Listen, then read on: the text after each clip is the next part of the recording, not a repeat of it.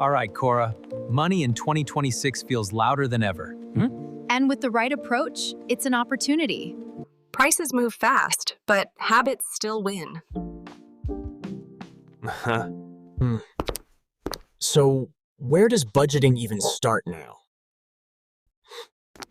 Track the basics first. Rent, food, subscriptions.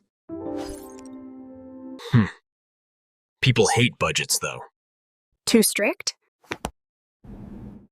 Budgets aren't rules. They're just awareness. Saving feels impossible when money's tight. Start tiny. Automatic saves beat motivation. So, automate everything? Bills, savings, investing. Set it once, relax. What about spending without guilt? Spend on what you love, cut the rest. That's right. What's the biggest money mistake in 2026? Trying to keep up instead of planning ahead. So, budgeting isn't about being perfect? Nope. Clarity, consistency, and patience win.